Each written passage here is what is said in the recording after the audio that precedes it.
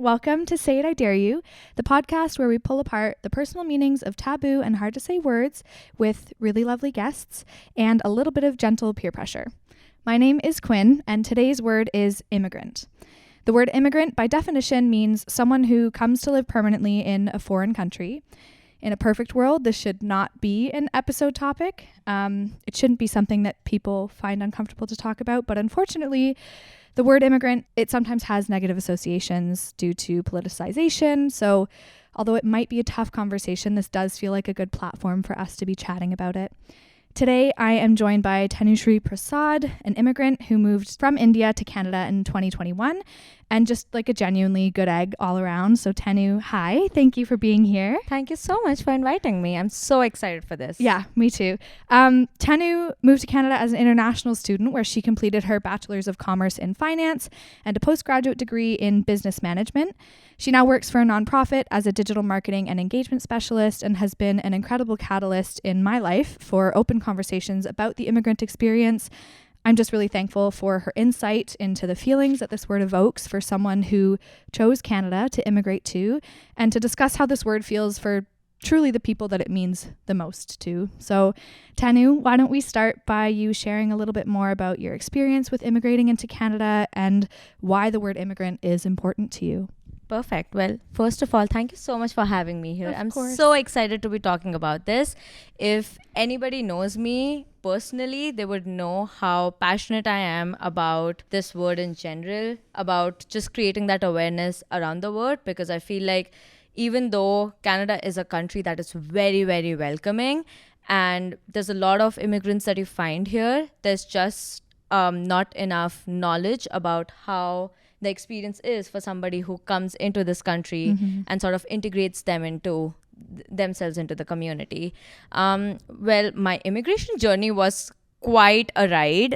I decided to immigrate just because I was working back in India. So I did my undergraduation from there and I started working over there. I was working in the marketing field doing what I love doing, and so I'm doing it over here as well. But I realized very soon as to how my expectations and what I want from a work culture is very, very different from what the generic expectations around work culture and employee satisfaction is around in India. It is way more stressful. There's a lot of competition because we're a highly populated country. Right. And so it's important for you to be giving your best shot every single day. As somebody who's just a normal human being, I cannot be 100% every single day. And so I realized that it is definitely not something that I'm looking out of my work in the long run. Right. That's when I decided to explore other countries. And that's when I decided that Canada seems like a very nice country to immigrate to. Beautiful landscapes, really amazing opportunities for immigrants, and very, very immigrant friendly country. I feel like I recently read an article as well where they talked about how Canada ranks on number 2 spot for immigrants coming into the country. What was number 1? Do you remember? No, I'm not sure. I'm so sorry. No, that's fine. I was just curious. Yeah, but no. So Canada is really, really immigrant friendly that way. And that's when I decided to make a move. But when I decided and I started with my process, that was when COVID hit. And so we all went into lockdown. It was very, very uncertain times for all of us. But for someone who was planning to move their life altogether to a different country, it was just more uncertainty added. Yeah. I feel like a lot of people, specifically for me, we also get very, very nervous around documentation in general. And so for you to just submit your application and just hope and pray that your application gets approved is just a different scenario altogether. Yeah. And so when I put in my application I decided to immigrate as an international student, just so I felt it's important for me to get get another educational degree, but also for me to just use that way of integrating into the community, just so it would give me a chance to understand more about the country, about the dynamics there, about the people, the culture. And so I took that route. So that involved me putting in my study permit. And even though I got my application accepted into a college over here, the process of getting my visa approved was a big question mark. Yeah. And so when I went through and I put in the application, it took me a good 7 months to hear back from the immigration department that I was approved and that I can finally immigrate. Yeah. But I had in the meanwhile started my education from my home country itself. Mm-hmm. So it was a mix of, it was basically online learning according to the Canadian time zone. Oh gosh. So That sounds exhausting. yeah, there used to be classes that I attended at 12:30 on a Friday night, which was technically a Saturday morning. Right. Oh, gross. So it was just a weird experience altogether, but it was fun as well. It really, I feel like it was a phase where you really got to be your resilient self. And it was just phenomenal as to what you as humans can do Yeah. when there are uncertain times. Yeah. My entire class was filled with international students because I picked up a course that was directed towards international students.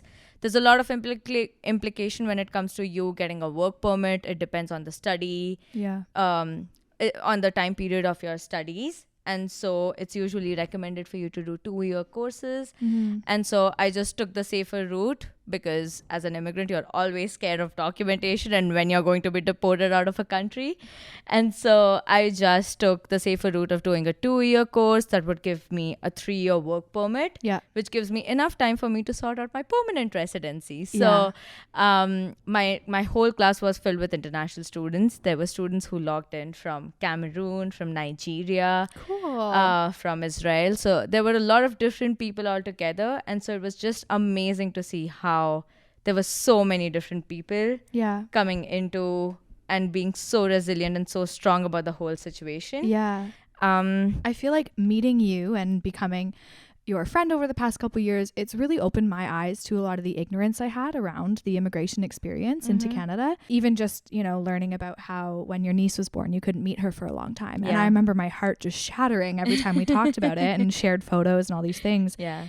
And it's something I think a lot of non-immigrants in Canada don't think about is how much work it is, how much sacrifice it is, how even just to get something like your PR, your permanent residency, you do have to sacrifice seeing your family. You can't move around as freely as Canadian citizens can. Yeah. And it truly is an ignorance for a lot of people what that process looks like and how long it takes. Yeah.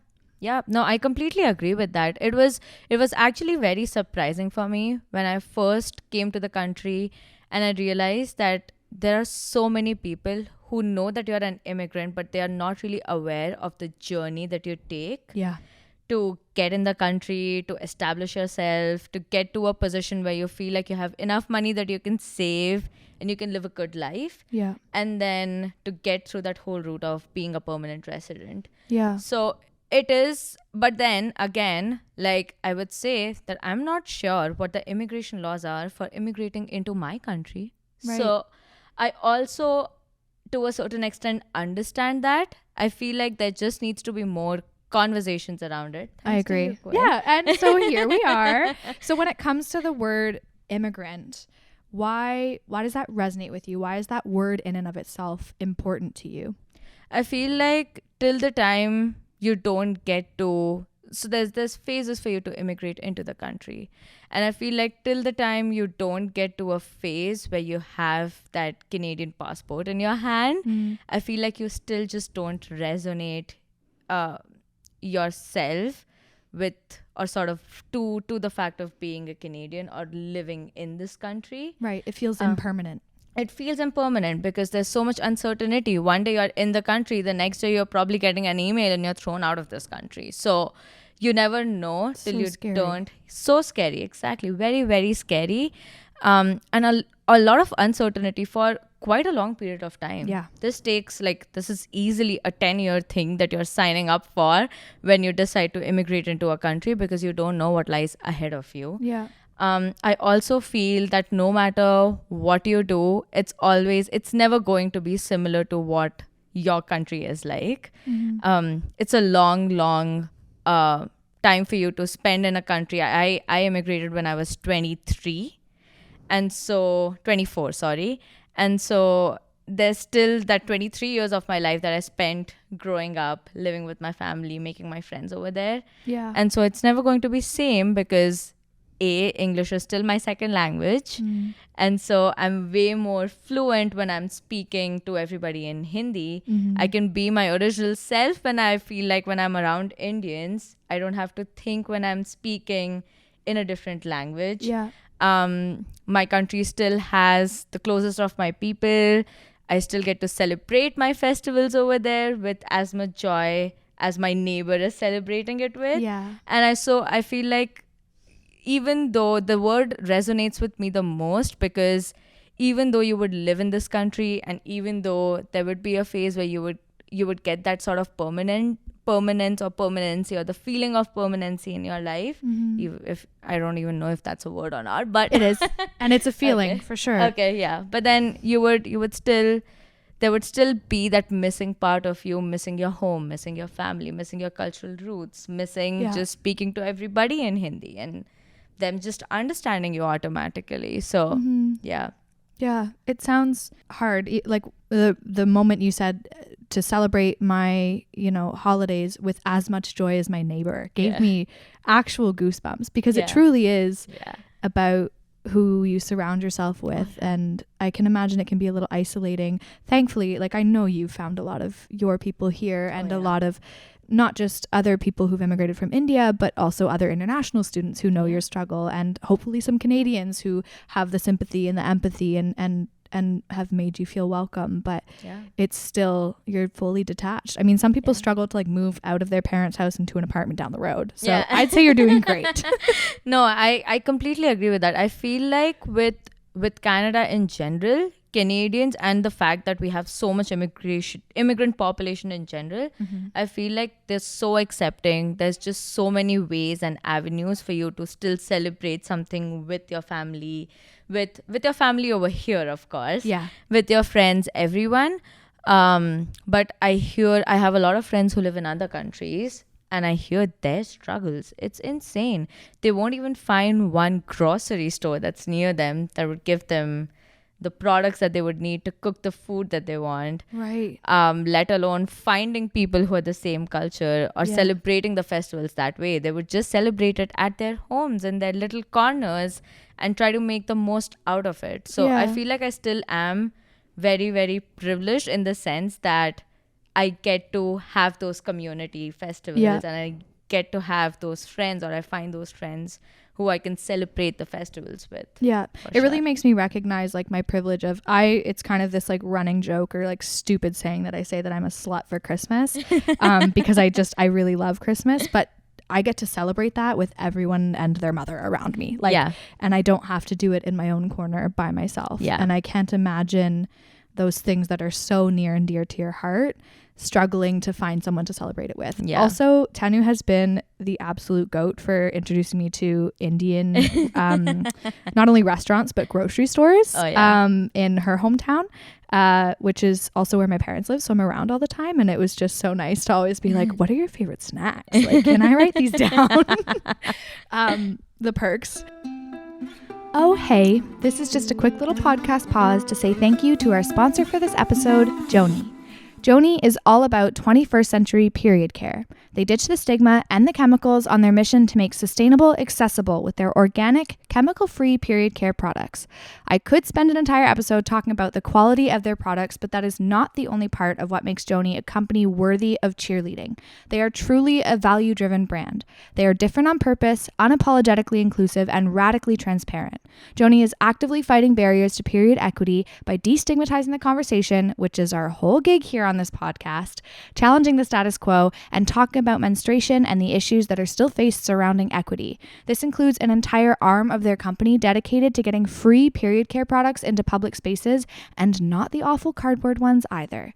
You can go to getjoni.com/SIIDY for 10% off site-wide. This is now the only place that I buy tampons and pads, and I am never going back. Use my link to get 10% off at getjoni.com/SIIDY. Joni spelled Joni. The link will be in the description. So, from your perspective as somebody who speaks really openly about your experience, do you feel like there are some immigrants who kind of struggle to talk about their immigrant experience or proudly identify as an immigrant?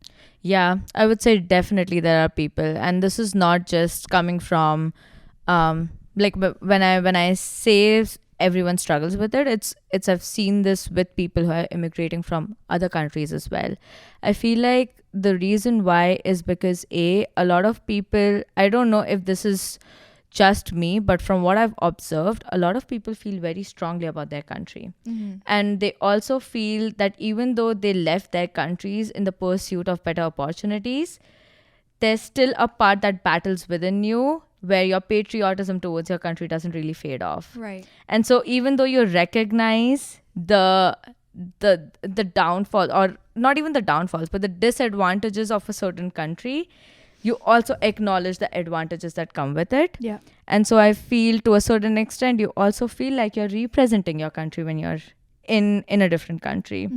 A lot of immigrants, I feel, stress about the fact that they're not putting out a bad impression of their country. And so that constant battle of you acknowledging that you're an immigrant, but also not representing your country in a bad manner is just something that everyone struggles with. I also feel like a lot of immigrants stress themselves with just integrating themselves really well in the community. Right. And so they would try to change the way they dress. They would try to change the way they're speaking English. They would try to ensure that they have that accent.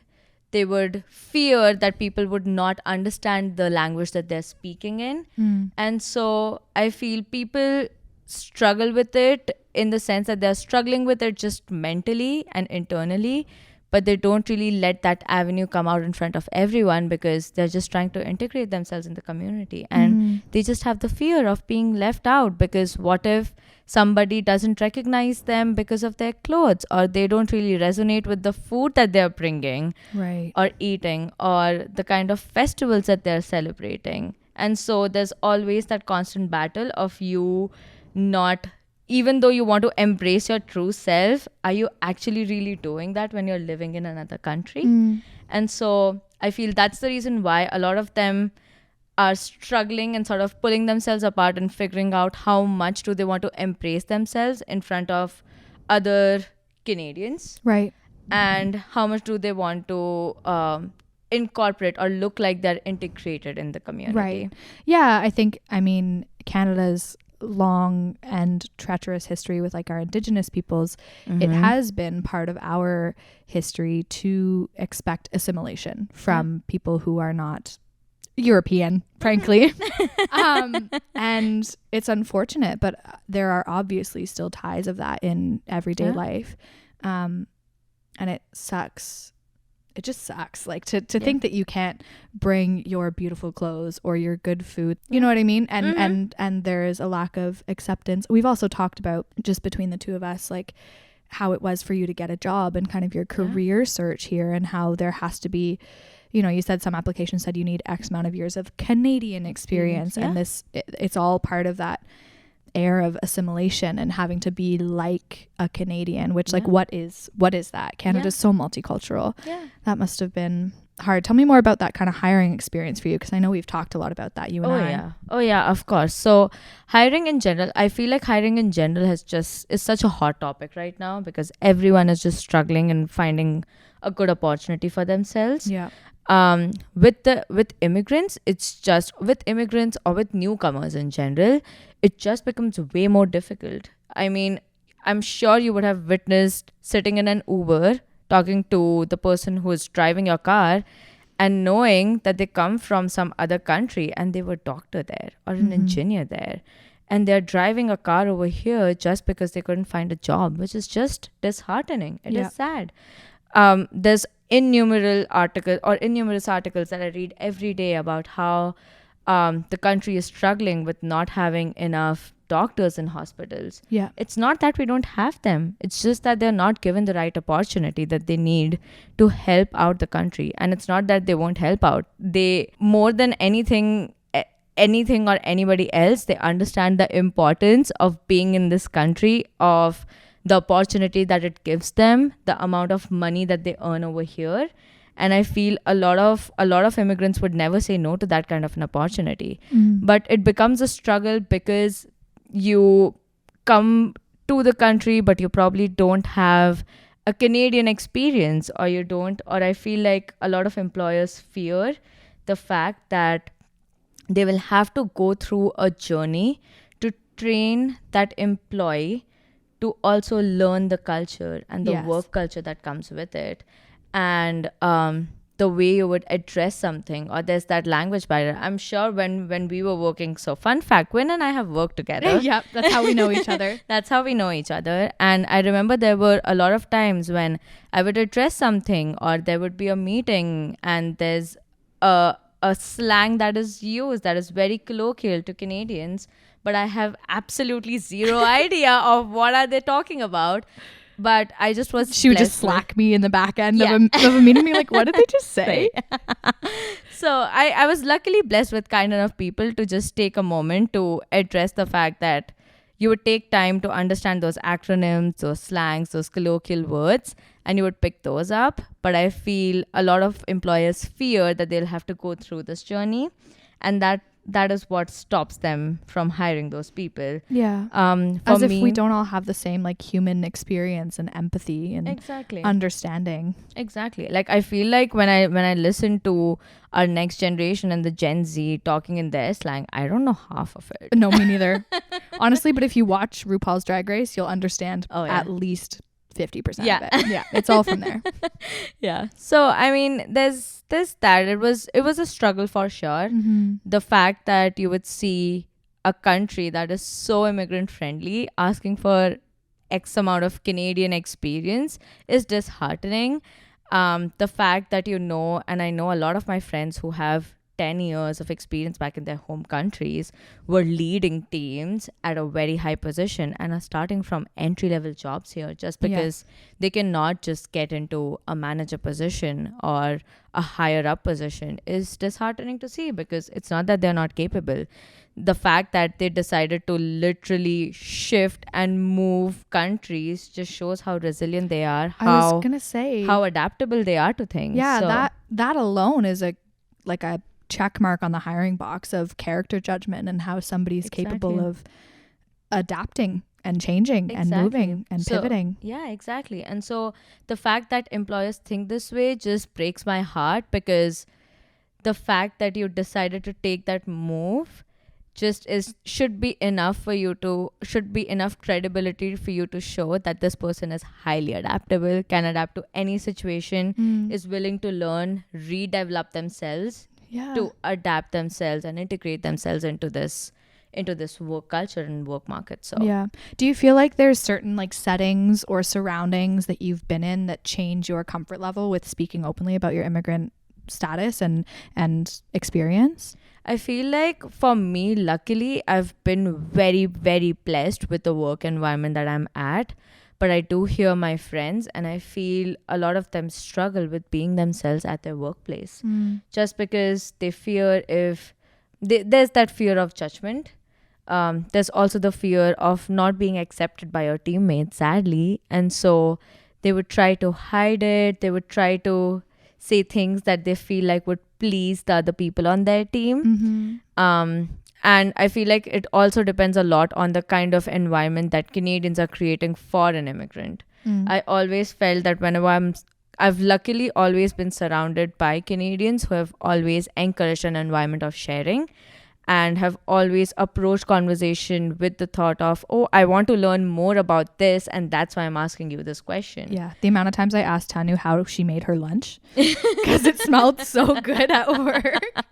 Yeah, exactly, right? And so that was just something that made me more comfortable and more open about my experience, in all honesty. But I've also had friends who have said that they fear microwaving their food because the curry would smell really strong, and they don't know how the company or the office would feel about that. Or some offices just won't have a microwave because they don't want these different smells going around. So silly. Which is so weird, right? I mean, you're such an immigrant friendly country. There should be whenever this could probably just be a me thing, but whenever I see somebody from a different country, or even when I came to Canada, I would ask a bazillion questions about Canada, about the culture, about how you celebrate your festivals. Yeah. Just because it's such a if I'm living in this country, I might as well celebrate Canadian festivals as well. Yeah. while I'm celebrating and enjoying my cultural roots. So that doesn't mean that I'm just restricting myself to one thing. There's you develop so much of diverse perspectives. You understand so much about different cultures. You get so many open perspectives Yeah. when you're discovering and knowing more about the other country. Yeah. And so I always wonder, like, why would people constrict themselves to just their culture? Like, Yeah. there's so many things out there. Like, I am a natural just like interviewer to begin with. Like, when I meet someone, I want to know about them, but culture is such an intrinsic part of somebody's personality. Yeah. And I mean, again, you and I, every time you would celebrate a holiday, I'd be like, what are you celebrating? Who do you pray to for this? What kind of traditions do you have? And I, as a leader of a team and in work, it should, in my opinion, always be warmly welcomed to learn about those things. And not even like, even folks that celebrate the same holidays as me, I'm like, what do you do for Christmas? Because it's different from what I do, and I'm going to learn more about who you are and what you love and who you love and what you do by knowing those things. I think food is also an incredible door into other cultures. I mean, I'm a big foodie. I live in downtown Toronto. It's hard not to be. I grew up with parents who introduced us to a lot of food, so I was very lucky in that way. But it's a way to learn about how other people live. Exactly. And it's such a fun and enjoyable way of learning about what other people do. I am very similar to Quinn. I am a slut for Christmas as well. So I would go all crazy. Like, so in our friend circle, we've decided that we will tag team and we'll just divide and distribute festivals that we're celebrating throughout the year. Cute. And that also involves celebrating Halloween, celebrating Thanksgiving, celebrating Christmas. And so Christmas is something that I take responsibility of. We have a Christmas tree up on December 1st. It's a whole ritual. You're setting up the Christmas tree. There's Christmas music going on. You're going to have hot chocolate with it. It's just a given ritual. Yep. And then on the day off, you're wearing ugly sweaters. You're exchanging gifts. You're having friends over. You're drinking eggnog. It's a whole shenanigan for me. So it's just the fact of how I would also often tell my parents that when I'm celebrating Christmas over here, it feels like Diwali, because during Diwali, the entire city is lit up with lights. Right. Everyone is just happy for no reason. Everybody is just eating sweet things and drinking sweet things. And so I would say, even though I'm not doing that on Diwali, I'm getting to do that on Christmas. And that is A-okay with me. They're really quite similar when you bring it down to that. Exactly, right? And so that's what I feel like the more I discuss about other cultures with people as well, or Canadians who have roots that are from other countries, they would bring up so many things about their food, about their culture. And I would realize ultimately at the end of the day, there's so many similarities or there's so many overlaps in them, which makes me wonder that we probably all do the same thing. We just have different names for it, different languages for it, different ways of celebrating, eating the same thing. It's just that it depends on where you're geographically located, what your demographics are, what your cultures are. But it's essentially the same thing. Yeah. Sort of a one-off question. Do you have a favorite Canadian food? We don't really have our own cuisine here. Yeah. I would say I do enjoy a good poutine. That's for sure. I knew you were gonna say that. That's like so classically Canada. Yeah, that's so classically Canada. But I would say I'm not a person who would enjoy the classic poutine. I want the extravagant ones. Yeah. So is like butter chicken poutine like just an absolute blasphemy to you? It is. Okay. I've never had it because I'm like, there's no way a poutine place makes good butter chicken. Yeah. They just don't.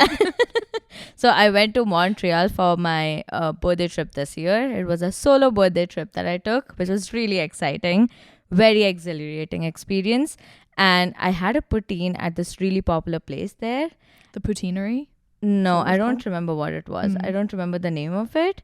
But it was with sour cream on it.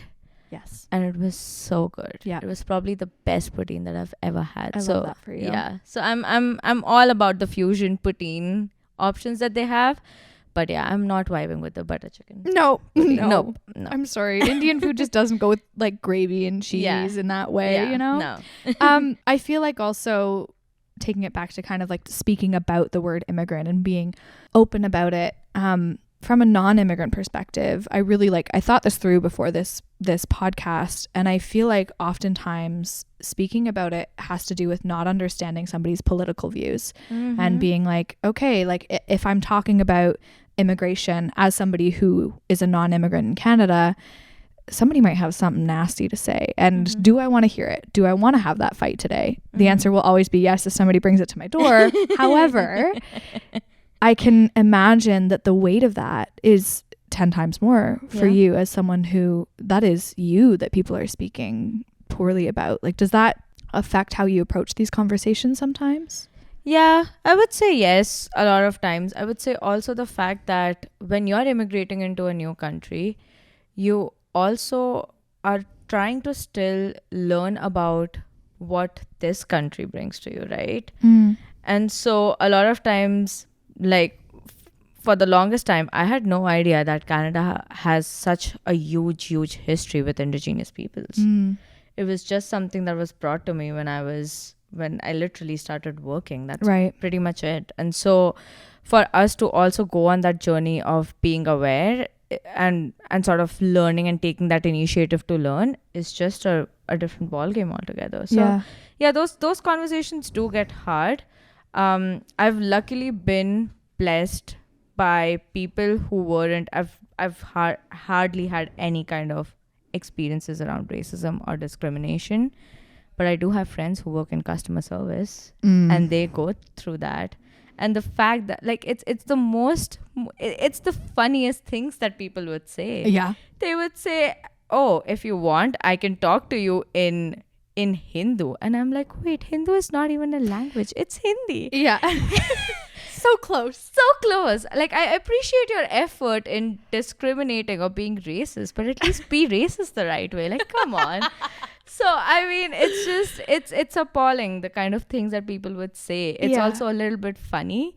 But then when you look at it from that perspective, it really does set you off in a bad way. I have a friend who works in customer service. He's had opinions and he's had people who would say nasty things to him. Yeah. And he would say that his entire day would just go bad because of that one comment that person said. Of course. He wouldn't mind it if somebody is talking rudely to him, if that person is stressed out and is just venting out. He's like, it's okay. I give that person the benefit of doubt that you're probably just having a bad day. Yeah. But you can't be racist and be having a bad day. That's just not acceptable. It's not at all the same experience, but I've had a day where I've experienced homophobia that like my partner and I are holding hands on the subway, and one day we got like spat at, which is just gross in and of itself, but also like whatever, we were called some slurs, and it just ruins your day. It truly does, because it's not somebody's having a bad day, it's somebody's being a bad person. And it's because of who you are and something you can't change. Exactly. I remember my grandmother, who nowadays we've had a good conversation about this and she's not as problematic in this department anymore, but I was walking through Toronto with her and we saw some women wearing niqabs, and she goes, "Do you see a lot of immigrants around here?" And I went, "Nana, there's no way for me to know that they're immigrants. Just because they're wearing niqabs does not mean they're immigrants. They could be born here. Yeah.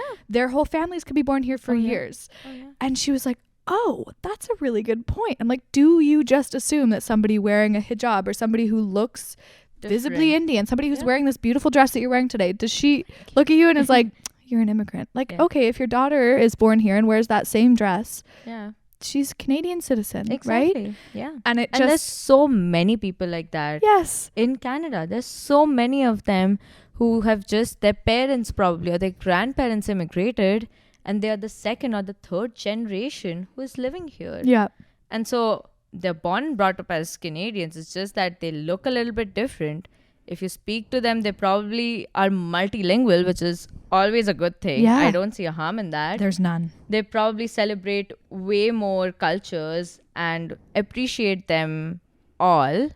So yeah, I feel like there's a lot of those people in Canada. Yeah, absolutely. So when it comes to this conversation, is there a way in which you feel most comfortable people addressing it with you or asking you questions? Like, is there a way in which this curiosity can be brought to someone who's an immigrant from someone who's trying to rid their ignorance of other cultures that makes you the most comfortable from your perspective? That is such a good question. I feel like That's what, going back to what I shared previously as well. I've just been lucky with the people that I've been surrounded with who are not immigrants. In the terms of the fact that they've always asked me things with a sense of curiosity. You could see the way, I feel like the way you use your tone or the way you frame your questions make such a huge difference when you're asking something to somebody. And it has always come from the fact of, oh, I've never heard of this. Can you tell me more about this?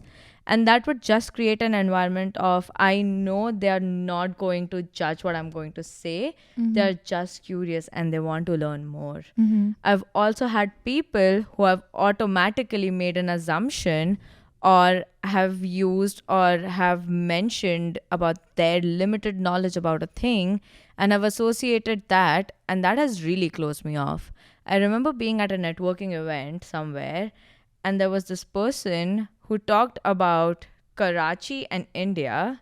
First of all, Karachi is a place in Pakistan, so it's not even a country. Yep.